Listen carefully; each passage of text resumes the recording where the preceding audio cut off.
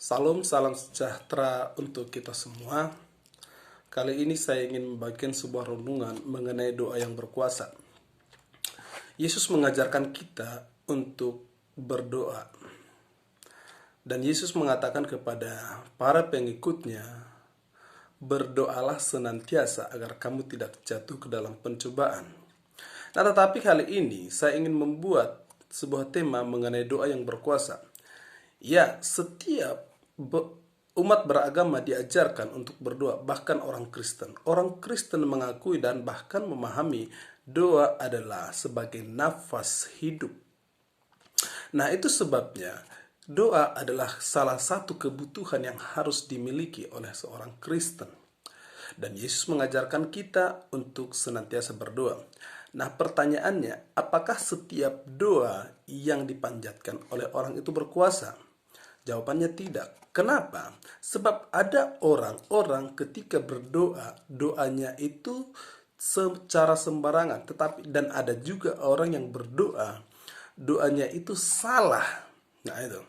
Nah, jadi saya ingin mengatakan bahwa doa yang berkuasa itu seperti apa?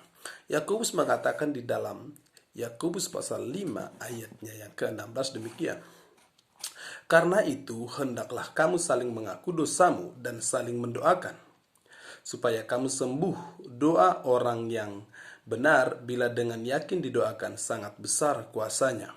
Nah, ini, ketika saya membaca ayat ini, ada 4 hal yang saya temukan agar doa itu memiliki kuasa. Yang pertama, doa itu berkuasa ketika kita saling mengaku dosa kita. Kenapa? Karena kita percaya bahwa dalam hidup kita, dalam setiap aktivitas kita, kita melakukan kesalahan. Kemungkinan kita melakukan dosa yang mengakibatkan Allah murka terhadap kita. Nah, itu sebabnya agar doa berkuasa, kita harus minta ampun dulu terhadap Tuhan atas apa? Atas kesalahan yang kita lakukan, atas perbuatan yang kita lakukan, atas pikiran-pikiran yang menyimpang dari kehendak Tuhan. Nah, itu kita harus akui dan kita harus mengaku agar Tuhan memulihkan keadaan kita. Sebab pertanggungjawaban kita pada akhirnya bukan kepada manusia tetapi kepada Tuhan. Nah, itu sebabnya kita harus mengaku dosa kita kepada Tuhan. Dan yang kedua, saling mendoakan. Ya. Jadi agar doa itu berkuasa, kita harus saling mendoakan satu sama lain. Kita harus peduli terhadap keadaan orang lain. Yang harus kita doakan itu bukan hanya orang yang seiman dengan kita, tetapi semua orang, lingkungan kita. Ini yang disebut dengan doa syafaat. Ketika Abraham bersyafaat kepada Tuhan, Abraham mengatakan, ya Tuhan, jika ada 50 orang di kota itu yang percaya kepadamu, apakah engkau akan membinasakan kota itu? Tuhan mengatakan tidak. Artinya apa? Kita harus bersyafaat kepada Tuhan. Kita harus mendoakan orang lain. Ya, kita harus meminta permohonan agar orang lain mendapatkan pengampunan daripada Tuhan. Lalu kemudian hidup benar.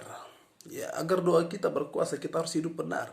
Hidup benar artinya hidup sesuai dengan kehendak Tuhan. Hidup dengan apa yang Tuhan ajarkan. Nah, itu.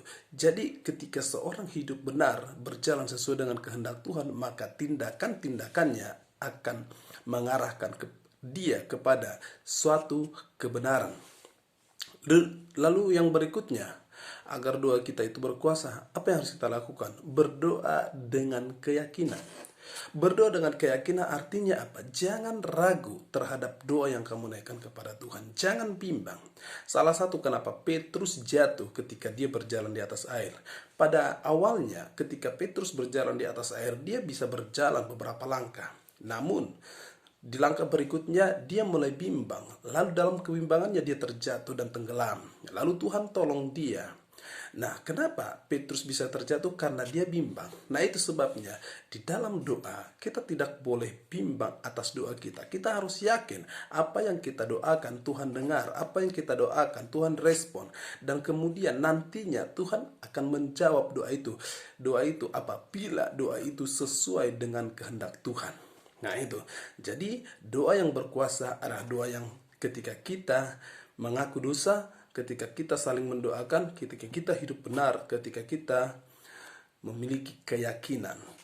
Dan Ketika ini kita miliki, maka doa kita akan berkuasa. Amin.